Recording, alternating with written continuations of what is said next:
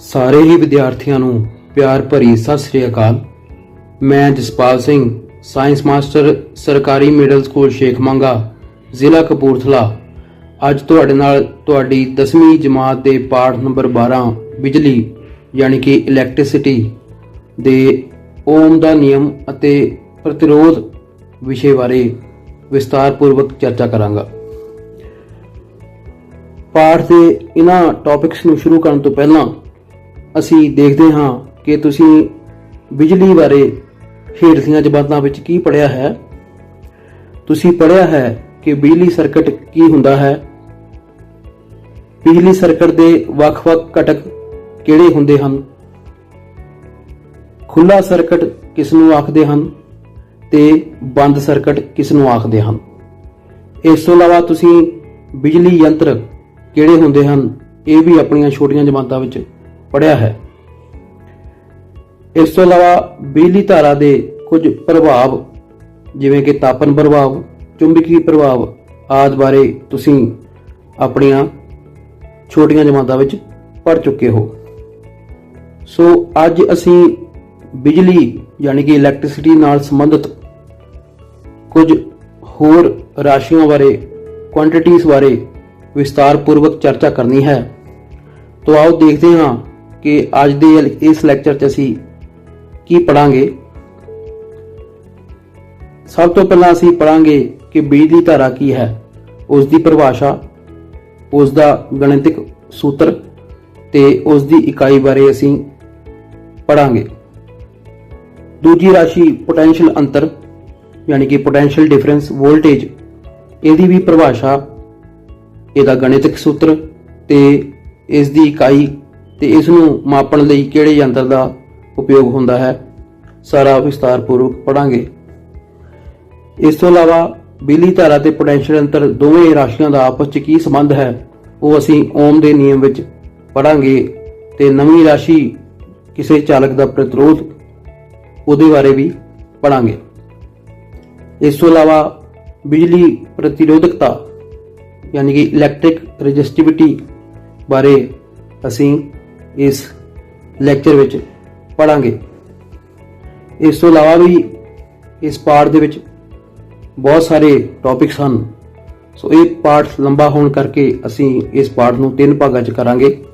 सो आओ असीं पहले भाग च असीं अपना पहला टॉपिक शुरू करते हाँ।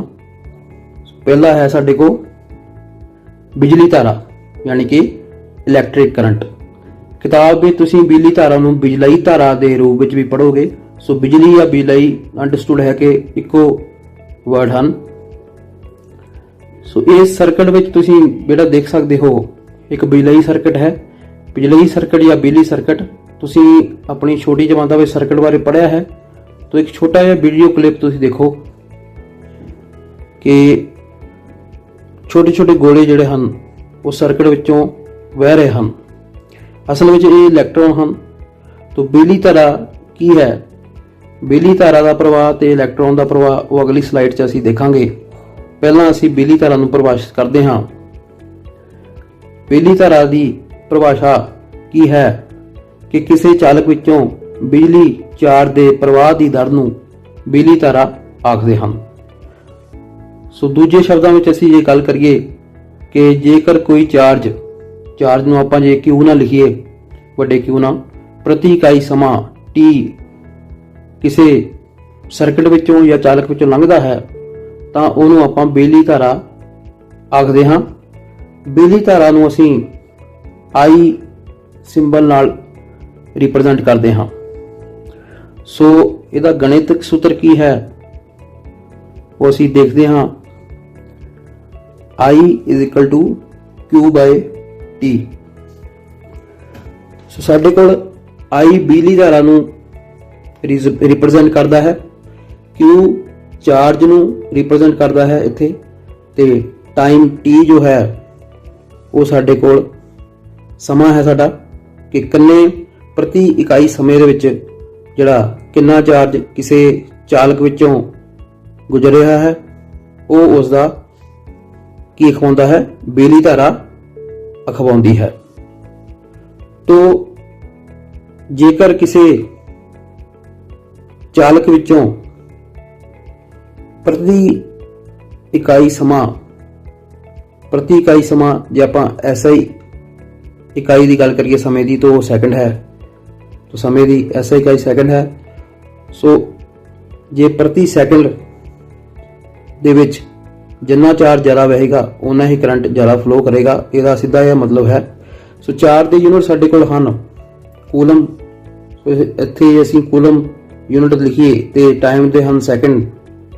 सो साडे कोल यूनिट जिहड़े आई दे आ गए, बिजली धारा के यूनिट आ गए इलैक्ट्रिक करंट के, वो आ गए कूलम प्रति सैकंड। इस तो इलावा असीं अंपीयर बिजली धारा के यूनिट जो हैं उन्होंने अंपीयर लिखते हाँ।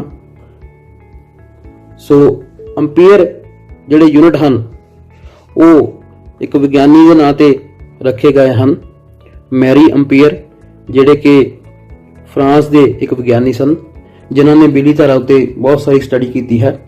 सो उन्हों के आदर विच बिजली धारा के यूनिट अंपीयर रखे गए हैं। इसनूं आपां ए नाल लिखते हाँ।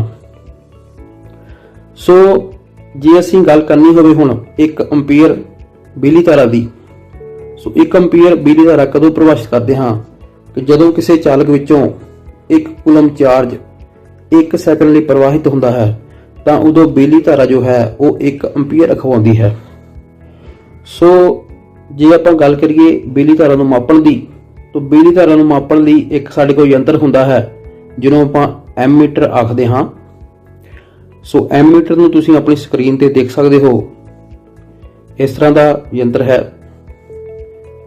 तो इत्थे जिहड़ा तुसीं देख सकते हो इहदे विच ए लिखिया होया है, ए अंपीयर है, अंपीयर के लिए ए वरत्या गया है। सो इहदी रेंज जो दी गई है 0 तो 5 अंपीयर तक दी गई है। इस तो छोटे करंट नूं मापण लई असीं मिली अंपीयर ते माइक्रो अंपीयर इकाइयां दी वरतों भी करते हाँ, पर साडे कोल SI इकाई जिहड़ी करंट दी है बिजली धारा दी इकाई है वो की है अंपीयर है। ते इहदे डिवाइस बारे जिहड़ा तुसीं देख रहे हो स्क्रीन ते, इहदे बारे आपां एक एक्सपैरीमेंट करांगे, ओम दे नियम दे विच अगे आउणा है। एक्सपैरीमेंट आपां वखरे लैक्चर च करांगे। सो आओ अगे देखते हाँ बिजली धारा दी दिशा। सो तुसीं छोटियां जमातां विच पढ़िया है बेटा कि बिजली धारा का प्रवाह जो हुंदा है वो प्लस बैटरी या सैल दे पॉजिटिव टर्मिनल वाली साइड तो माइनस यानी कि नैगेटिव टर्मिनल वाली साइड वाल हुंदा है। अजिहा क्यों हुंदा है? हुण सानूं पता है किसी चालक विच इलैक्ट्रॉन्स हुंदे हन जो उस दे विचों वहण वाले बिजली करंट बिजली धारा लई रिस्पोंसिबल हुंदे हन। सो इत्थे साडे कोल एक सैल है, इस डायग्राम में तुसीं देख सकते हो, जिहदा प्लस साइड है ए ते माइनस साइड ए है। असल विच जे आपां इस डायग्राम दे विच इस भाग नूं एक चालक मान लईए ते ये जिहड़े छोटे छोटे गोले हन इन्हां नूं आपां इलैक्ट्रॉन मान लईए, तो असीं 9वीं क्लास च पढ़िया है एटॉमिक स्ट्रक्चर दे विच इलैक्ट्रॉन बारे गल कीती सी। इलैक्ट्रॉन दे उत्ते किहड़ा चार्ज हुंदा है? माइनस चार्ज हुंदा है। तो इलैक्ट्रॉन किहड़ी दिशा वल मूव करनगे? हाँ जी दस सकते हो तुसीं, नैगेटिव चार्ज हुंदा है इलैक्ट्रॉन दे उत्ते। सो इलैक्ट्रॉन दे उत्ते जेकर नैगेटिव चार्ज हुंदा है तो वो बैटरी दे या सैल दे प्लस साइड वल अट्रैक्ट होणगे। सो इलैक्ट्रॉन जिहड़ा है वो इधर मूव करेगा। सो इलैक्ट्रॉन जो इधर मूव करेगा तो अपने पिछे एक खाली थां छड्डेगा जिहदे करके एक प्लस चार्ज पैदा हो जाएगा। ये आपां इस वीडियो 'च देखांगे, ये साडे कोल वीडियो क्लिप है एक।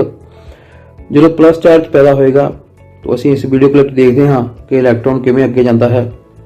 हाँ जी इलैक्ट्रॉन अगे जा रहा है राइट हैंड साइड नूं प्लस साइड वाल, तो जिहड़ा पॉजिटिव चार्ज क्रिएट हो रहा है वो खब्बे पासे आ रहा है। तुसीं देख सकते हो कि इलैक्ट्रॉन इस साइड गया, इस साइड हुंदा होया सैल दे पॉजिटिव टर्मिनल वल गया, तो जिहड़ा जदों इहदा वो अपनी जगह उन्हें बदली प्लस चार्ज जिहड़ा आ वो इधर नूं आउंदा गया, भाव बैटरी दे नैगेटिव साइड वल। सो कन्वेंशनल करंट जिहड़ा हुंदा है उहदी डायरैक्शन मन्नी जाती है वो हमेशा higher potential to lower potential ਭਾਵ ਪਲੱਸ ਟਰਮੀਨਲ ਤੋਂ ਮਾਈਨਸ ਟਰਮੀਨਲ ਵੱਲ ਜਿਹੜੀ ਹੈ ਉਹ ਮੰਨੀ ਜਾਂਦੀ ਹੈ। ਸੋ ਅਸੀਂ ਦੇਖਦੇ ਹਾਂ ਪਲੱਸ ਟਰਮੀਨਲ ਤੋਂ ਮਾਈਨਸ ਟਰਮੀਨਲ। ਸੋ ਅਜਿਹਾ ਕਿਉਂ ਹੈ? ਕਨਵੈਨਸ਼ਨਲ ਕਰੰਟ ਦੀ ਜਿਹੜੀ ਡਾਇਰੈਕਸ਼ਨ ਹੈ ਉਹ ਇਦਾਂ ਕਿਉਂ ਹੈ? ਇਲੈਕਟ੍ਰੋਨ ਦੀ ਡਾਇਰੈਕਸ਼ਨ ਦੇ ਉਲਟ ਦਾ ਅਸੀਂ ਦੇਖਦੇ ਹੈ ਕਿਉਂ ਹੈ? ਕਿਉਂਕਿ ਇਲੈਕਟ੍ਰੋਨ ਦੀ ਡਿਸਕਵਰੀ ਜੋ ਹੋਈ ਸੀ ਉਹ 1897 ਈਸਵੀ ਵਿੱਚ ਜੇ ਥਾਮਸਨ ਨਾਮ ਦੇ ਵਿਗਿਆਨੀ ਨੇ ਕੀਤੀ ਸੀ। ਤੁਸੀਂ 9ਵੀਂ ਜਮਾਤ 'ਚ ਐਟੋਮਿਕ ਸਟਰਕਚਰ ਬਾਰੇ ਪੜ੍ਹਿਆ ਹੈ। ਉਦੋਂ ਅਸੀਂ ਜੇ ਥਾਮਸਨ ਨਾਂ ਦੇ ਸਾਇੰਟਿਸਟ ਦਾ ਇਲੈਕਟ੍ਰੋਨ ਦਾ ਵਾਟਰਮੈਲਨ ਮਾਡਲ ਬਾਰੇ ਪੜ੍ਹਿਆ ਸੀ। ਸੋ ਇਲੈਕਟ੍ਰੋਨ ਦੀ ਡਿਸਕਵਰੀ ਖੋਜ 1897 ਈਸਵੀ 'ਚ ਹੋਈ ਸੀ, ਪਰ ਬਿਜਲੀ ਧਾਰਾ ਦੀ ਡਿਸਕਵਰੀ ਬਹੁਤ ਚਿਰ ਪਹਿਲਾਂ ਹੋ ਗਈ ਸੀ। ਸੋ ਇਸ ਲਈ ਬਿਜਲੀ ਧਾਰਾ ਨੂੰ ਇੱਕ ਪਲੱਸ ਚਾਰਜ, ਇੱਕ ਪੋਜ਼ਿਟਿਵ ਚਾਰਜ ਦਾ ਬਹਾਵ ਮੰਨਿਆ ਜਾਂਦਾ ਹੈ ਜੋ ਕਿ ਇਲੈਕਟ੍ਰੋਨ ਦੀ ਦਿਸ਼ਾ ਦੇ ਉਲਟ ਹੁੰਦਾ ਹੈ। ਸੋ ਅਸੀਂ ਇਹ ਯਾਦ ਰੱਖਣਾ ਹੈ ਕਿ ਇਲੈਕਟ੍ਰੋਨ ਦੀ ਦਿਸ਼ਾ ਦੇ ਉਲਟ ਬਿਜਲੀ ਧਾਰਾ ਦੀ ਦਿਸ਼ਾ ਹੁੰਦੀ ਹੈ positive terminal to negative terminal ਵਾਲੀ ਸਾਈਡ। ਸੋ ਇਹ ਸੀ ਬਿਜਲੀ ਧਾਰਾ ਦੀ ਦਿਸ਼ਾ ਦੀ ਕਹਾਣੀ। ਸੋ ਅੱਗੇ ਆਪਾਂ ਦੇਖਦੇ ਹਾਂ ਅਗਲੀ ਰਾਸ਼ੀ ਸਾਡੇ ਕੋਲ ਹੈ ਪੋਟੈਂਸ਼ੀਅਲ ਅੰਤਰ। ਪੋਟੈਂਸ਼ੀਅਲ ਅੰਤਰ ਰਾਸ਼ੀ ਕੀ ਹੈ? ਹੁਣ ਅਸੀਂ ਇਹ ਦੇਖ ਚੁੱਕੇ ਹਾਂ ਕਿ ਕਿਸੇ ਚਾਲਕ ਵਿੱਚ ਕਿਸੇ ਚਾਰਜ ਦੀ ਜਿਹੜੀ ਦਰ ਹੁੰਦੀ ਹੈ, ਵਹਿਣ ਦੀ ਦਰ, ਉਹਦੇ ਵਗਣ ਦੀ ਦਰ, ਉਹ ਉਹਦਾ ਬਿਜਲੀ ਧਾਰਾ ਖਵਾਉਂਦੀ ਹੈ। ਜਿੰਨਾ ਜ਼ਿਆਦਾ ਚਾਰਜ ਫਲੋ ਕਰੇਗਾ ਘੱਟ ਸਮੇਂ 'ਚ ਉਨੀ ਬਿਜਲੀ ਧਾਰਾ ਜ਼ਿਆਦਾ ਹੋਏਗੀ। ਪਰ ਇਸ ਚਾਰਜ ਨੂੰ ਇੱਕ ਬਿੰਦੂ ਤੋਂ ਦੂਜੇ ਬਿੰਦੂ ਤੱਕ ਲਿਜਾਣ ਦੇ ਲਈ ਕੁਝ ਕੰਮ ਕਰਨਾ ਪੈਂਦਾ ਹੈ। ਅਸਲ ਵਿੱਚ ਉਹ ਕੰਮ ਸਾਡੇ ਪੋਟੈਂਸ਼ੀਅਲ ਅੰਤਰ ਹੈ। ਆਓ ਇਸ ਸਰਕਟ 'ਚ ਦੇਖਦੇ ਹਾਂ। ਇਸ ਸਰਕਟ ਵਿੱਚ ਬਿਜਲੀ ਸਰਕਟ ਸਾਡੇ ਕੋਲ ਬਹੁਤ ਸਾਰੇ ਇਲੈਕਟ੍ਰਿਕ ਕੰਪੋਨੈਂਟਸ ਹਨ, ਬਿਜਲੀ ਘਟਕ ਹਨ। ਸੋ ਆਪਾਂ ਕੁਝ ਬਾਰੇ ਛੋਟੀਆਂ ਜਮਾਤਾਂ 'ਚ ਪੜ੍ਹਿਆ ਹੈ, ਕੁਝ ਆਪਾਂ ਅੱਜ ਪੜ੍ਹਨਾ ਹੈ ਇਹਦੇ ਬਾਰੇ। ਸੋ ਤੁਸੀਂ ਦੇਖ ਸਕਦੇ ਹੋ ਕਿ ਇਹ ਸਾਡੇ ਕੋਲ ਬੈਟਰੀ ਹੈ ਇੱਥੇ। ਸੋ ਜੇ ਆਪਾਂ ਗੱਲ ਕਰੀਏ ਕਿ ਮੈਂ ਇੱਕ ਕਰੰਟ ਵਿੱਚ ਬਿਜਲੀ ਧਾਰਾ ਨੂੰ ਦੇ ਜਿਹੜਾ ਚਾਰਜ ਹੈ ਉਹਨੂੰ ਇੱਕ ਬਿੰਦੂ ਤੋਂ ਦੂਜੇ ਬਿੰਦੂ ਤੱਕ ਲੈ ਕੇ ਜਾਣਾ ਹੈ, ਸੇ ਇਟ A ਪੁਆਇੰਟ ਐਂਡ ਇਸ ਬਿੰਦੂ ਨੂੰ B ਪੁਆਇੰਟ। A ਬਿੰਦੂ ਤੋਂ B ਬਿੰਦੂ ਤੱਕ ਲਿਜਾਣ ਦੇ ਲਈ ਇੱਕ ਕੰਮ ਕਰਨ ਦੀ ਜ਼ਰੂਰਤ ਹੈ। ਇਹ ਸੇਮ ਉਦਾਂ ਹੀ ਹੈ ਕਿ ਜਿਵੇਂ ਇੱਕ ਫਰਸ਼ ਤੇ ਪਈ ਹੋਈ ਪਾਈਪ ਹੈ, ਉਹਦੇ ਵਿੱਚ ਜੇ ਪਾਣੀ ਹੋਵੇ ਤਾਂ ਉਹ ਆਪਣੇ ਆਪ ਅੱਗੇ ਨਹੀਂ ਵਗੇਗਾ, ਉਹਨੂੰ ਪਿੱਛੋਂ ਇੱਕ ਪ੍ਰੈਸ਼ਰ ਜਾਂ ਦਾਬ ਦੀ ਕਹਿ ਲਓ ਜ਼ਰੂਰਤ ਹੁੰਦੀ ਹੈ। ਜੇ ਉਹੀ ਆਪਾਂ ਪਾਈਪ ਕਿਸੇ ਬਹੁਤ ਉਚਾਈ ਤੇ ਪਈ ਹੋਈ ਟੈਂਕੀ ਦੇ ਨਾਲ ਲਗਾ ਦਈਏ ਤੇ ਦੂਜਾ ਸਿਰਾ ਥੱਲੇ ਛੱਡ ਦਈਏ ਤਾਂ ਉਹਦੇ ਵਿੱਚੋਂ ਆਪਣੇ ਆਪ ਪਾਣੀ ਥੱਲੇ ਨੂੰ ਵਹੇਗਾ, ਕਿਉਂਕਿ ਉਹਦੇ ਤੇ ਗੁਰਤਾਕਰਸ਼ਣ ਬਲ ਲੱਗ ਰਿਹਾ ਹੈ। ਪਰ ਇੱਥੇ ਇਲੈਕਟ੍ਰੋਨਾਂ ਦੇ ਬਹਾਵ ਦੇ ਲਈ ਜਾਂ ਪਲੱਸ ਚਾਰਜ ਦੇ ਬਹਾਵ ਦੇ ਲਈ ਜਿਹੜੇ ਕਿ ਆਪਾਂ ਬਿਜਲੀ ਧਾਰਾ ਮੰਨਦੇ ਹਾਂ, ਉਹਦੇ ਲਈ ਗੁਰਤਾਕਰਸ਼ਣ ਬਲ ਕੰਮ ਨਹੀਂ ਕਰਦਾ। ਉਹਦੇ ਲਈ ਇੱਕ ਇਲੈਕਟ੍ਰਿਕ ਪੋਟੈਂਸ਼ੀਅਲ ਜਿਹੜਾ ਉਹ ਜ਼ਰੂਰੀ ਹੈ, ਪੋਟੈਂਸ਼ੀਅਲ ਡਿਫਰੈਂਸ।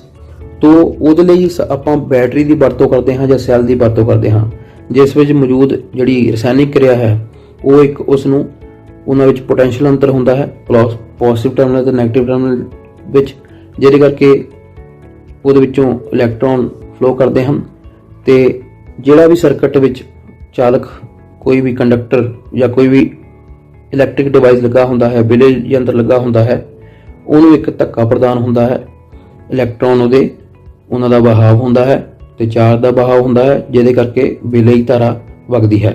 ਸੋ ਉਹਦੇ ਲਈ ਕੀਤਾ ਗਿਆ ਕੰਮ ਜੋ ਹੈ ਉਹ ਪੋਟੈਂਸ਼ੀਅਲ ਅੰਤਰ ਅਖਵਾਉਂਦਾ ਹੈ।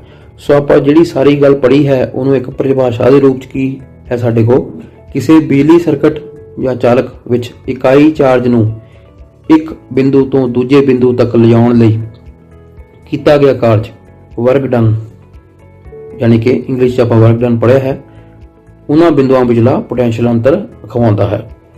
ਸੋ ਸਾਡੇ ਕੋਲ ਮੈਥਮੈਟਿਕਲੀ ਅਸੀਂ ਦੇਖਾਂਗੇ ਕਿ ਜੇ ਆਪਾਂ ਪੋਟੈਂਸ਼ੀਅਲ ਅੰਤਰ ਨੂੰ V ਨਾਲ ਲਿਖੀਏ, ਵੋਲਟੇਜ ਇਹਨੂੰ ਆਖਦੇ ਹਾਂ, ਸੋ V ਨਾਲ ਡਿਨੋਟ ਕੀਤਾ, ਸੋ ਵਰਕ ਡਨ ਓਵਰ ਚਾਰਜ। ਸੋ ਸਾਡੇ ਕੋਲ ਕੀ ਹੈ, ਇਹ ਵਰਕ ਡਨ ਕੀਤਾ ਗਿਆ ਇਕਾਈ ਚਾਰਜ ਨੂੰ ਇੱਕ ਬਿੰਦੂ ਤੋਂ ਦੂਜੇ ਬਿੰਦੂ ਤੱਕ ਲਿਜਾਣ ਦੇ ਲਈ। ਹੁਣ ਅਸੀਂ ਛੋਟੀਆਂ ਜਮਾਤਾਂ 'ਚ ਪੜ੍ਹਿਆ ਹੈ ਕਿ ਵਰਕ ਡਨ ਦੀ ਜਿਹੜੀ ਇਕਾਈ ਹੁੰਦੀ ਹੈ ਉਹ ਜੂਲ ਹੁੰਦੀ ਹੈ, ਉਹਨੂੰ ਆਪਾਂ ਜੇ ਨਾਲ ਲਿਖਦੇ ਹਾਂ। ਤੇ 4 ਦੀ ਇਕਾਈ ਤੁਸੀਂ ਦੇਖਿਆ ਇਹ ਕੂਲਮ ਹੁੰਦੀ ਹੈ।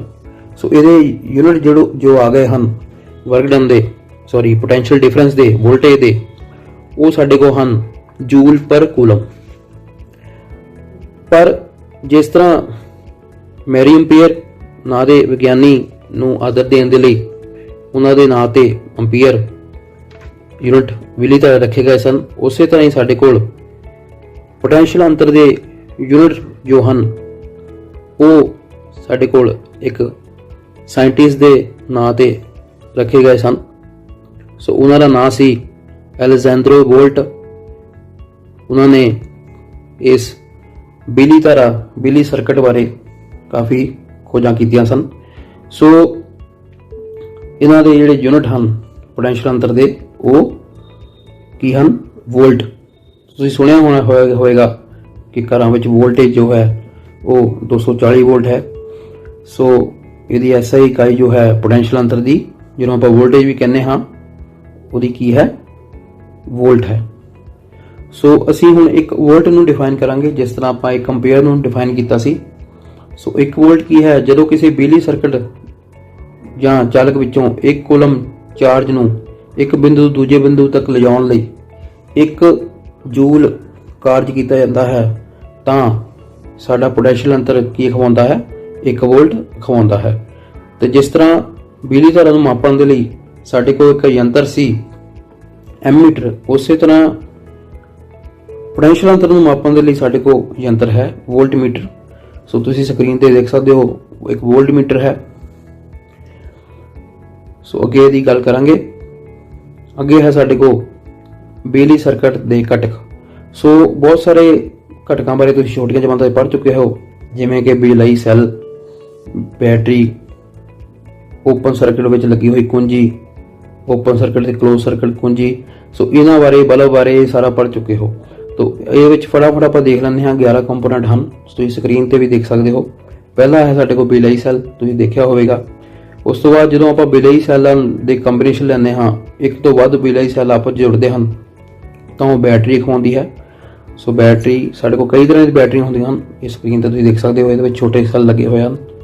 ਸੋ ਅਗਲਾ ਹੈ ਸਾਡੇ ਕੋਲ ਇਸ ਸਰਕਟ ਵਿੱਚ, ਜੇ ਤੁਸੀਂ ਦੇਖ ਰਹੇ ਹੋ ਇਹ ਓਪਨ ਕੀ ਹੈ? ਸੋ ਇਹ ਜਿਹੜੀ ਚੀਜ਼ ਹੈ ਉਹ ਇਸ ਜਗ੍ਹਾ ਤੇ ਇਨਸਰਟ ਹੁੰਦੀ ਹੈ। ਜੇ ਸਰਕਟ ਵਿੱਚ ਇਹ ਡਿਵਾਈਸ ਲਗਾਇਆ ਹੋਵੇਗਾ, ਜਦੋਂ ਆਪਾਂ ਇਸ ਕੀ ਨੂੰ ਇਹਦੇ ਵਿੱਚ ਲਗਾਵਾਂਗੇ ਤਾਂ ਹੀ ਉਹ ਸਰਕਟ ਜਿਹੜਾ ਹੈ ਪੂਰਾ ਹੋਵੇਗਾ ਤੇ ਬਿਜਲੀ ਧਾਰਾ ਦਾ ਪ੍ਰਵਾਹ ਪੂਰਾ ਹੋਵੇਗਾ। ਸੋ ਇਹ ਓਪਨ ਕੀ ਹੈ ਸਾਡੇ ਕੋਲ। ਉਸ ਤੋਂ ਇਲਾਵਾ ਸਾਡੇ ਕੋਲ ਬੰਦ ਪਲੱਗ ਜਾਂ ਕੁੰਜੀ, ਇਹ ਇਨਸਰਟ ਹੋਈ ਹੈ, ਤੁਸੀਂ ਦੇਖ ਸਕਦੇ ਹੋ ਕੀ। ਸੋ ਦਿਸ ਇਜ਼ ਕਲੋਜ਼ਡ ਕੀ। So circuit is closed. Close ਦਾ ਮਤਲਬ ਇੱਥੇ ਹੈ ਕਿ ਸਰਕਟ ਪੂਰਾ ਹੈ, ਇੱਥੇ ਬੰਦ ਨਹੀਂ ਹੈ। ਬੰਦ ਮੀਨਸ ਆਫ ਨਹੀਂ ਹੈ। ਨੈਕਸਟ ਹੈ ਸਾਡੇ ਕੋਲ ਤਾਰ ਜੋੜ। ਤਾਰ ਜੋੜ ਸਾਡਾ ਇਸ ਤਰ੍ਹਾਂ ਜਿਹੜਾ ਸਿੰਬਲ ਹੈ ਉਹਦਾ ਰਿਪਰੈਜ਼ੈਂਟ ਕਰ ਰਿਹਾ ਹੈ ਤਾਰ ਜੋੜ, ਜਿਹੜਾ 5ਵਾਂ ਪੁਆਇੰਟ ਹੈ ਸਾਡੇ ਕੋਲ। ਉਸ ਤੋਂ ਬਾਅਦ ਬਿਨਾਂ ਜੋੜ ਤੋਂ ਤਾਰ ਜਿਹੜਾ ਸਿੰਬਲ ਹੈ ਉਹ ਸਾਡਾ ਇਸ ਤਰ੍ਹਾਂ ਹੋਵੇਗਾ। ਤੋ ਜਿਹੜੀਆਂ ਤਾਰਾਂ ਇੱਕ ਦੂਜੇ ਦੇ ਉੱਤੋਂ ਲੰਘਦੀਆਂ ਹਨ ਪਰ ਉਹਨਾਂ 'ਚ ਕੋਈ ਆਪਸ 'ਚ ਜੋੜ ਨਹੀਂ ਹੁੰਦਾ, ਜਿਵੇਂ ਕਿ ਤੁਸੀਂ ਦੇਖਿਆ ਹੋਵੇਗਾ ਆਪਣੇ ਆਲੇ ਦੁਆਲੇ ਖੰਭਿਆਂ ਦੇ ਉੱਤੋਂ ਤਾਰਾਂ ਲੰਘ ਰਹੀਆਂ ਹੁੰਦੀਆਂ ਹਨ, ਬਹੁਤੀਆਂ ਦੇ ਇੱਕ ਦੂਜੇ ਨਾਲ ਨਹੀਂ ਜੁੜੀਆਂ ਹੁੰਦੀਆਂ। ਸੋ ਉਹ ਬਿਨਾਂ ਜਾੜ ਤੋਂ ਕ੍ਰਾਸ ਵਾਇਰਿੰਗ ਹੁੰਦੀ ਹੈ, ਬਿਨਾਂ ਜੋੜ ਤੋਂ। ਸੋ ਬਿਜਲੀ ਬਲਬ ਦਾ ਸਿੰਬਲ ਵੀ ਤੁਸੀਂ ਦੇਖ ਸਕਦੇ ਹੋ। ਬਿਜਲਈ ਬਲਬ, ਕਈ ਤਰ੍ਹਾਂ ਦੇ ਬਿਜਲਈ ਬਲਬ ਹਨ, ਟਿਊਬਾਂ ਹਨ। ਉਸ ਤੋਂ ਬਾਅਦ ਹੈ ਪ੍ਰਤੀਰੋਧਕ। ਪ੍ਰਤੀਰੋਧਕ ਦਾ ਸਿੰਬਲ ਸਾਡੇ ਕੋਲ ਤੁਹਾਡੇ ਵਾਸਤੇ ਨਵਾਂ ਹੈ, ਕਿਉਂਕਿ ਤੁਸੀਂ ਇਸ ਤੋਂ ਪਹਿਲਾਂ ਆਪਣੀ ਛੋਟੀਆਂ ਜਮਾਤਾਂ ਜਿਹਦੇ ਬਾਰੇ ਨਹੀਂ ਪੜ੍ਹਿਆ। ਇਹਦੇ ਬਾਰੇ ਆਪਾਂ ਅੱਗੇ ਓਮ ਦੇ ਨਿਯਮ ਵਿੱਚ ਪੜ੍ਹਾਂਗੇ। ਨੈਕਸਟ ਹੈ ਸਾਡੇ ਕੋਲ ਸੋ ਪ੍ਰਤੀਰੋਧਕ ਦਾ ਜਿਹੜਾ ਦਿਖਾਇਆ ਰਿਹਾ ਹੈ। ਪ੍ਰਤੀਰੋਧਕ ਜਿਹੜਾ ਕੋਈ ਵੀ ਬਿਜਲਈ ਯੰਤਰ ਜੋ ਪ੍ਰਤੀਰੋਧਕ ਹੁੰਦਾ ਹੈ, ਸੋ ਇੱਕ ਸਰਕਟ ਦੇ ਲਈ ਖਾਸ ਪਰਪਸ ਲਈ ਲਗਾਇਆ ਜਾਣ ਵਾਲਾ ਪ੍ਰਤੀਰੋਧਕ ਹੈ। ਸੋ ਇਹਦੇ ਬਾਰੇ ਵੀ ਆਪਾਂ ਅਗਲੇ ਲੈਕਚਰ ਵਿੱਚ ਪੜ੍ਹਾਂਗੇ। ਸੋ ਪਰਤਵਾਂ ਜੋ ਜਾਂ ਫਿਰ ਪਰਿਵਰਤੀ ਪ੍ਰਤੀਰੋਧਕ ਜਾਂ ਰਿਓਸਟੈਟ ਡਿਵਾਈਸ ਤੁਸੀਂ ਦੇਖ ਰਹੇ ਹੋ, ਇਹਨਾਂ ਆਪਾਂ ਕਿਸੇ ਸਰਕਟ ਵਿੱਚ ਕਰੰਟ ਨੂੰ ਕੰਟਰੋਲ ਕਰ ਸਕਦੇ ਹਾਂ, ਉਹਨੂੰ ਘਟਾ ਵਧਾ ਸਕਦੇ ਹਾਂ, ਉਹਦੀ ਵੋਲਟੇਜ ਨੂੰ ਘਟਾ ਵਧਾ ਕੇ। ਅਗਲਾ ਹੈ ਸਾਡੇ ਕੋਲ ਐਮੀਟਰ, ਤੁਸੀਂ ਦੇਖ ਚੁੱਕੇ ਹੋ ਪਹਿਲਾਂ। ਤੇ ਉਸ ਤੋਂ ਬਾਅਦ ਸਾਡੇ ਕੋਲ ਆਏਗਾ ਵੋਲਟਮੀਟਰ, ਇਹ ਵੀ ਤੁਸੀਂ ਪਿੱਛੇ ਦੇਖਿਆ ਹੈ। ਸੋ ਇਹ ਦੋਵੇਂ ਬਿਜਲੀ ਤਾਰਾਂ ਦੇ ਵੋਲਟੇਜ ਯਾਨੀ ਕਿ ਪੋਟੈਂਸ਼ੀਅਲ ਅੰਤਰ ਮਾਪਣ ਲਈ ਕੰਮ ਆਉਂਦੇ ਹਨ। ਅੱਗੇ ਆਪਾਂ ਆਉਂਦੇ ਹਾਂ ਓਮ ਦੇ ਨਿਯਮ ਤੇ। ਸੋ ਇੱਕ ਸਰਕਟ ਤੁਸੀਂ ਦੇਖ ਰਹੇ ਹੋ।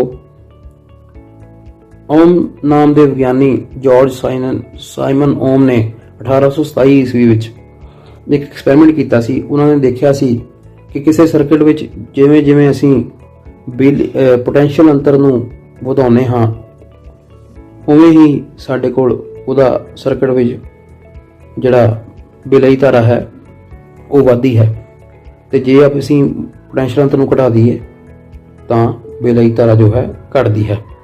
ਸੋ ਉਹਨਾਂ ਨੇ ਇਹ ਸਿੱਟਾ ਕੱਢਿਆ ਕਿ ਪੋਟੈਂਸ਼ੀਅਲ ਅੰਤਰ ਬਿਲਈ ਧਾਰਾ ਦੇ ਸਿੱਧਾ ਅਨੁਪਾਤੀ ਹੈ। ਸੋ ਉਹਨਾਂ ਦੇ ਓਮ ਦੇ ਨਿਯਮ ਦਾ ਨਾਮ ਦਿੱਤਾ ਗਿਆ। ਓਮ ਦੇ ਨਿਯਮ ਜਿਹੜਾ ਹੈ ਉਹ ਚਾਲਕਾਂ ਦੇ ਲਈ ਉਹ ਬਿਲਕੁਲ ਕਾਰਗਰ ਸਾਬਤ ਹੁੰਦਾ ਹੈ। ਸੋ ਇਸ ਨਿਯਮ ਅਨੁਸਾਰ ਕਿਸੇ ਚਾਲਕ ਵਿੱਚੋਂ ਪ੍ਰਵਾਹਿਤ ਹੋਣ ਵਾਲੀ ਬਿਜਲੀ ਧਾਰਾ I ਉਸ ਚਾਲਕ ਦੇ ਸਿਰਿਆਂ ਵਿਚਲੇ ਪੋਟੈਂਸ਼ੀਅਲ ਅੰਤਰ V ਦੇ ਸਿੱਧਾ ਅਨੁਪਾਤੀ ਹੁੰਦੀ ਹੈ, ਪਰ ਇੱਕ ਕੰਡੀਸ਼ਨ ਨਾਲ ਜ਼ਰੂਰ ਹੈ, ਚਾਲਕ ਦਾ ਤਾਪਮਾਨ ਸਥਿਰ ਹੋਣਾ ਚਾਹੀਦਾ ਹੈ। ਸੋ ਗਣਿਤਿਕ ਸੂਤਰ ਆਪਾਂ ਗਣਿਤਿਕ ਰੂਪ ਚ ਦੇਖਦੇ ਹਾਂ। V is directly proportional to I। ਇਹ ਜਿਹੜਾ ਸਿੰਬਲ ਹੈ ਸਾਡੇ ਕੋਲ ਇੱਥੇ, ਇਹ ਪ੍ਰੋਪੋਰਸ਼ਨੈਲਿਟੀ ਸਿੰਬਲ ਹੈ, ਭਾਵ V ਸਿੱਧਾ ਅਨੁਪਾਤੀ I ਦੇ।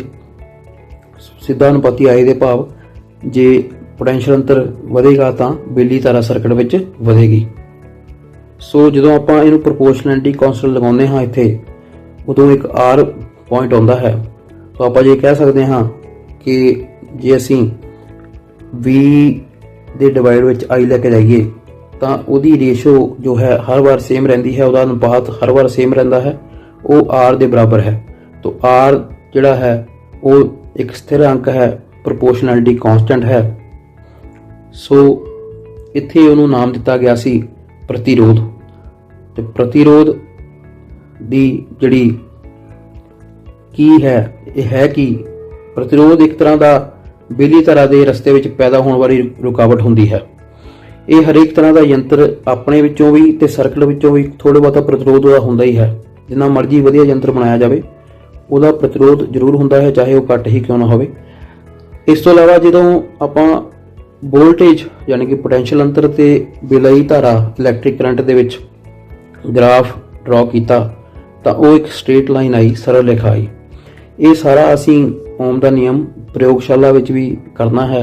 ਉਹਦੇ ਲਈ ਆਪਾਂ ਇੱਕ ਵੱਖਰੇ ਲੈਕਚਰ ਵਿੱਚ ਸਾਰਾ ਐਕਸਪੈਰੀਮੈਂਟ ਤੁਹਾਨੂੰ ਦਿਖਾਵਾਂਗੇ, ਕਿਉਂਕਿ ਉਹ ਜਿਹੜਾ ਐਕਸਪੈਰੀਮੈਂਟ ਹੋਏਗਾ ਉਹਦਾ ਸੈਟਅਪ ਮਿਲਾ ਕੇ ਇਹ ਲੈਕਚਰ ਬਹੁਤ ਲੰਬਾ ਬਣਦਾ ਹੈ। ਤਾਂ ਉਹਦੇ ਲਈ ਇੱਕ ਵੱਖਰੇ ਲੈਕਚਰ ਵਿੱਚ ਉਹ ਤੁਹਾਨੂੰ ਸਾਰਾ ਦਿਖਾਇਆ ਜਾਵੇਗਾ। ਇਸ ਤੋਂ ਇਲਾਵਾ ਜਿਹੜੀ ਪ੍ਰਤੀਰੋਧ ਦੀ ਇਕਾਈ ਹੁੰਦੀ ਹੈ ਸਾਡੇ ਕੋਲ, ਉਹ ਓਮ ਹੁੰਦੀ ਹੈ, ਆਪਾਂ ਅੱਗੇ ਦੇਖਾਂਗੇ। ਸੋ ਪਹਿਲਾਂ ਦੱਸਿਆ ਗਿਆ ਹੈ ਕਿ ਕਿਸੇ ਚਾਲਕ ਦਾ ਪ੍ਰਤੀਰੋਧ ਉਸ ਵਿੱਚ ਪ੍ਰਵਾਹਿਤ ਹੋਣ ਵਾਲੀ ਬਿਜਲੀ ਧਾਰਾ ਲਈ ਇੱਕ ਰੁਕਾਵਟ ਹੈ, ਤੇ ਉਸ ਤੋਂ ਬਾਅਦ ਕਿਸੇ ਚਾਲਕ ਦਾ ਪ੍ਰਤੀਰੋਧ ਜਿੰਨਾ ਜ਼ਿਆਦਾ ਹੋਵੇਗਾ ਬਿਜਲੀ ਧਾਰਾ ਘੱਟ ਹੋਵੇਗੀ। ਸਿੱਧੀ ਗੱਲ ਹੈ, ਜੇ ਰੁਕਾਵਟ ਜ਼ਿਆਦਾ ਹੋਗੀ ਬਿਜਲੀ ਧਾਰਾ ਘੱਟ ਪ੍ਰਵਾਹਿਤ ਹੋਵੇਗੀ। ਸੋ ਬਿਜਲੀ ਧਾਰਾ ਤੋਂ ਬਾਅਦ ਆਪਾਂ ਗੱਲ ਕਰੀਏ ਪ੍ਰਤੀਰੋਧ ਦੀ SI ਇਕਾਈ ਓਮ ਹੈ। ਤੇ ਜਿਹੜਾ ਓਮ ਦਾ ਸਿੰਬਲ ਹੈ ਸਾਡੇ ਕੋਲ, ਉਹ ਤੁਸੀਂ ਦੇਖ ਸਕਦੇ ਹੋ ਸਕਰੀਨ ਤੇ, ਉਹ ਇਸ ਤਰ੍ਹਾਂ ਹੈ। ਓਮੇਗਾ ਸਿੰਬਲ ਹੈ, ਗ੍ਰੀਕ ਲੈਟਰ ਹੈ ਇੱਕ। ਸੋ ਓਮੇਗਾ ਦੇ ਨਾਲ ਆਪਾਂ ਇਹਨੂੰ ਡਿਨੋਟ ਕਰਦੇ ਹਾਂ ਸਿੰਬਲ ਨੂੰ। ਸੋ ਇੱਕ ਓਮ ਨੂੰ ਪਰਿਭਾਸ਼ਿਤ ਕੀਤਾ ਗਿਆ ਹੈ ਜਿਵੇਂ 1 ਐਂਪੀਅਰ ਤੇ 1 ਵੋਲਟ ਨੂੰ ਪਰਿਭਾਸ਼ਿਤ ਕੀਤਾ ਸੀ। ਸੋ ਜਦੋਂ ਕਿਸੇ ਬਿਜਲੀ ਸਰਕਟ ਵਿੱਚ ਕਿਸੇ ਚਾਲਕ ਦੇ ਸਿਰਿਆਂ ਤੇ ਇੱਕ ਪੋਟੈਂਸ਼ੀਅਲ ਅੰਤਰ 1 ਵੋਲਟ ਪੋਟੈਂਸ਼ੀਅਲ ਅੰਤਰ ਅਪਲਾਈ ਕੀਤਾ ਜਾਵੇ ਤਾਂ ਚਾਲਕ ਵਿੱਚ 1 ਐਂਪੀਅਰ ਬਿਜਲੀ ਧਾਰਾ ਪ੍ਰਵਾਹਿਤ ਹੁੰਦੀ ਹੈ, ਤਾਂ ਚਾਲਕ ਦਾ ਪ੍ਰਤੀਰੋਧ 1 ਓਮ ਹੋਉਂਦਾ ਹੈ। ਸੋ ਇਹ ਸਾਡੀ 1 ਓਮ ਦੀ ਪਰਿਭਾਸ਼ਾ ਸੀ। ਸੋ ਅੱਗੇ ਅਸੀਂ ਦੇਖਦੇ ਹਾਂ ਕਿ ਕਿਹੜੇ ਕਾਰਕ ਹਨ ਜਿਨ੍ਹਾਂ ਤੇ ਪ੍ਰਤੀਰੋਧ ਹੈ ਜੋ ਕਿਸੇ ਚਾਲਕ ਦਾ ਉਹ ਨਿਰਭਰ ਕਰਦਾ ਹੈ। ਸੋ ਪਹਿਲਾ ਕਾਰਕ ਕੀ ਹੈ? ਸਪੋਜ਼ ਕਰ ਲਓ ਇਹ ਸਾਡੇ ਕੋਲ ਇੱਕ ਤਾਰ ਹੈ, ਬਿਜਲੀ ਦੀ ਤਾਰ, ਇਹਦੇ ਵਿੱਚੋਂ ਕਰੰਟ ਪਾਸ ਹੋਣਾ ਹੈ, ਇੰਨੀ ਡਿਸਟੈਂਸ ਦੂਰੀ ਤੈਅ ਕਰਨੀ ਹੈ। ਹੁਣ ਮੇਰੇ ਕੋਲ ਇੱਕ ਹੋਰ ਬਿਜਲੀ ਦੀ ਤਾਰ ਹੈ, ਉਹਦੇ ਵਿੱਚੋਂ ਕਰੰਟ ਜਿਹੜਾ ਪਾਸ ਹੋਣਾ ਹੈ ਉਹ ਬਿਜਲੀ ਦੀ ਤਾਰ ਦੀ ਲੰਬਾਈ ਜ਼ਿਆਦਾ ਹੈ ਤਾਂ ਦੁੱਗਣੀ ਹੈ ਲਗਭਗ। ਉਹ 'ਚੋਂ ਜਿਹੜਾ ਕਰੰਟ ਪਾਸ ਲੰਘਣਾ ਹੈ ਉਹ ਲਗਭਗ ਇਹਦੀ ਪਹਿਲੇ ਦੀ ਤਾਰ ਦਾ ਦੁੱਗਣਾ ਹੈ। ਤਾਂ ਉਹਨੂੰ ਜਿੰਨਾ ਤਾਰ 'ਚੋਂ ਉਹਦਾ ਡਿਸਟੈਂਸ ਤੈਅ ਕਰਨੀ ਜ਼ਿਆਦਾ ਲੰਬੀ ਹੈ, ਤਾਂ ਜਿੰਨੀ ਲੰਬਾਈ ਜ਼ਿਆਦਾ ਹੋਏਗੀ ਉਹਦੇ ਵਾਸਤੇ ਉਹਦਾ ਪ੍ਰਤੀਰੋਧ ਜਿਹੜਾ ਹੈ ਉਹ ਜ਼ਿਆਦਾ ਹੋਏਗਾ। ਸੋ ਆਪਾਂ ਇਹ ਕਹਿ ਸਕਦੇ ਹਾਂ ਕਿ ਕਿਸੇ ਚਾਲਕ ਦਾ ਜਿੰਨਾ ਲੰਬਾਈ ਉਹਦੀ ਜ਼ਿਆਦਾ ਹੁੰਦੀ ਹੈ ਓਨਾ ਹੀ ਉਹਦਾ ਪ੍ਰਤੀਰੋਧ ਵੱਧ ਹੁੰਦਾ ਹੈ ਜਾਂ ਜ਼ਿਆਦਾ ਹੁੰਦਾ ਹੈ। ਅਗਲਾ ਹੈ ਸਾਡੇ ਕੋਲ ਕਿਸੇ ਚਾਲਕ ਦੇ ਪਰਿਖੇਤਰ ਕਾਟ ਦਾ ਖੇਤਰਫਲ। ਉਹ ਕੀ ਹੁੰਦਾ ਹੈ? Area of cross section of any conductor any wire. ਤੁਸੀਂ ਦੇਖ ਸਕਦੇ ਹੋ ਕਿ ਜਿਹੜਾ ਵਾਇਰ ਦਾ ਜਾਂ ਤਾਰ ਦਾ ਜਾਂ ਚਾਲਕ ਦਾ ਇਹ ਮੂੰਹ ਹੈ, ਇੱਥੋਂ ਇਲੈਕਟ੍ਰੋਨ ਇਸ ਤਰ੍ਹਾਂ ਫਲੋ ਕਰਦੇ ਹਨ। ਸੋ ਇਹ ਜਿੰਨੀ ਚੌੜੀ ਜਾਂ ਜਿੰਨੀ ਮੋਟੀ ਤਾਰ ਹੋਏਗੀ ਉਨਾ ਹੀ ਇਲੈਕਟ੍ਰੋਨਸ ਨੂੰ ਜਾਂ ਚਾਰਜ ਨੂੰ ਫਲੋ ਕਰਨਾ ਸੌਖਾ ਹੋਏਗਾ ਤੇ ਉਨਾ ਹੀ ਬਿਜਲੀ ਤਾਰ ਆਸਾਨੀ ਨਾਲ ਵਗੇਗੀ, ਭਾਵ ਪ੍ਰਤੀਰੋਧ ਘੱਟ ਹੋਏਗਾ। ਸੋ ਅਸੀਂ ਇਹ ਸਿੱਟਾ ਕਰ ਸਕਦੇ ਹਾਂ ਇੱਥੇ ਕਿ ਜੋ ਇਹ ਤਾਰਾਂ ਦਿਖਾਈਆਂ ਗਈਆਂ ਹਨ ਇੱਕੋ ਲੰਬਾਈ ਦੀਆਂ, ਇਹ ਪਤਲੀ ਹੈ, ਮੋਟੀ ਹੈ, ਇਹਦਾ ਪਰਿਖੇਤਰ ਕਾਟ ਦਾ ਖੇਤਰਫਲ ਜ਼ਿਆਦਾ ਹੈ।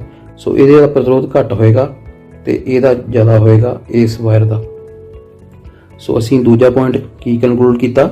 ਚਾਲਕ ਦੇ ਪਰਿਖੇਤਰ ਕਾਟ ਦਾ ਖੇਤਰਫਲ ਕੀ ਹੁੰਦਾ ਹੈ? ਜਿੰਨਾ ਵੱਧ ਹੁੰਦਾ ਹੈ ਉਨਾ ਹੀ ਪ੍ਰਤੀਰੋਧ ਉਹਦਾ ਕੀ ਹੋਵੇਗਾ? ਘੱਟ ਹੋਵੇਗਾ। ਸੋ ਜਿੰਨੀ ਤਾਰ ਮੋਟੀ ਹੋਏਗੀ ਉਨਾ ਪ੍ਰਤੀਰੋਧ ਘੱਟ ਹੋਏਗਾ। ਅਗਲਾ ਹੈ ਚਾਲਕ ਦੇ ਪਦਾਰਥ ਦੀ ਕਿਸਮ। ਸੋ ਤਾਰ ਕਿਹੜੇ ਮਟੀਰੀਅਲ ਦੀ ਹੈ? ਉਹ ਤਾਂਬੇ ਦੀ ਹੈ, ਲੋਹੇ ਦੀ ਹੈ, ਸਿਲਵਰ ਦੀ ਹੈ, ਕਿਹੜੇ ਪਦਾਰਥ ਤੋਂ ਬਣੀ ਹੈ? ਉਹਦੇ ਪਦਾਰਥ ਦੀ ਕਿਸਮ ਤੇ ਨਿਰਭਰ ਕਰਦਾ ਹੈ। ਜਿਵੇਂ ਚਾਂਦੀ ਜਾਂ ਸਿਲਵਰ ਕਹਿ ਲਓ, ਉਹਦੀ ਜਿਹੜਾ ਪ੍ਰਤੀਰੋਧ ਸਭ ਤੋਂ ਘੱਟ ਹੁੰਦਾ ਹੈ। ਸੋ ਉਹਦੇ ਵਿੱਚੋਂ ਬਿਜਲੀ ਤਾਰ ਸਭ ਤੋਂ ਜ਼ਿਆਦਾ ਵਗਦੀ ਹੈ।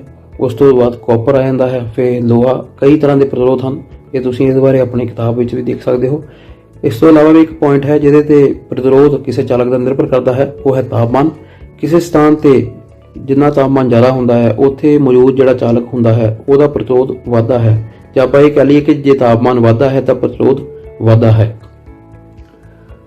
ਸੋ ਇਸ ਤੋਂ ਬਾਅਦ ਹੈ ਸਾਡੇ ਕੋਲ ਬਿਜਲੀ ਪ੍ਰਤੀਰੋਧਕਤਾ। ਸੋ ਬਿਜਲੀ ਪ੍ਰਤੀਰੋਧਕਤਾ ਕੀ ਹੈ? Electric resistivity specific resistance. ਇਹ ਇੱਕ ਨਵੀਂ ਟਰਮ ਹੈ। ਇਹ ਕਿਉਂ ਹੈ? ਆਪਾਂ ਸਿਰਫ ਪ੍ਰਤੀਰੋਧ ਨਾਲ ਹੀ ਕਿਉਂ ਨਹੀਂ ਸਾਰਿਆ? ਕਿਉਂਕਿ ਪ੍ਰਤੀਰੋਧ ਦੇ ਵਿੱਚ ਜਿਹੜੀ ਲੰਬਾਈ ਔਰ ਪਰਿਖੇਤਰ ਕਾਟ ਦਾ ਜਿਹੜਾ ਖੇਤਰਫਲ ਹੈ, ਏਰੀਆ ਆਫ ਕ੍ਰਾਸ ਸੈਕਸ਼ਨ, ਉਹ ਫਿਕਸ ਨਹੀਂ ਹੈ।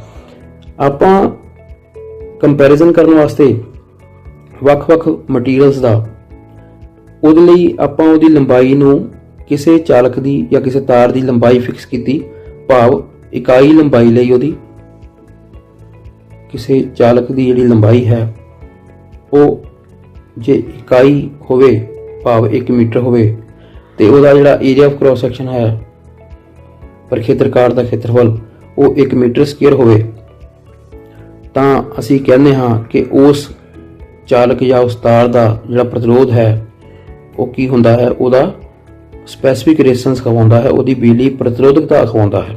ਸੋ ਇੱਥੇ ਸਕਰੀਨ ਤੇ ਤੁਸੀਂ ਡੈਫੀਨੇਸ਼ਨ ਦੇਖ ਸਕਦੇ ਹੋ। ਸੋ ਅਸੀਂ ਪੜ੍ਹਿਆ ਹੈ ਕਿ ਕਿਸੇ ਚਾਲਕ ਦਾ ਪ੍ਰਤੀਰੋਧ ਕਿਹਨਾਂ ਕਾਰਕਾਂ ਤੇ ਨਿਰਭਰ ਕਰਦਾ ਹੈ। ਤੋ ਇਹਦੇ ਵਿੱਚ ਤੁਸੀਂ ਗਣਿਤਿਕ ਰੂਪ ਦੇ ਵਿੱਚ ਦੇਖ ਸਕਦੇ ਹੋ ਕਿ ਪ੍ਰਤੀਰੋਧ R ਲੰਬਾਈ ਦੇ ਵਧਣ ਨਾਲ ਵੱਧਦਾ ਹੈ। ਸੋ ਇਹਦੇ ਡਾਇਰੈਕਟਲੀ ਪ੍ਰੋਪੋਰਸ਼ਨਲ ਹੈ, ਸਿੱਧਾ ਅਨੁਪਾਤੀ ਹੈ ਲੰਬਾਈ ਦੇ, ਚਾਲਕ ਦੀ ਲੰਬਾਈ ਦੇ, ਤੇ ਪਰਿਖੇਤਰ ਕਾਟ ਦੇ ਖੇਤਰਫਲ ਦੇ ਉਲਟਾ ਅਨੁਪਾਤੀ ਹੈ।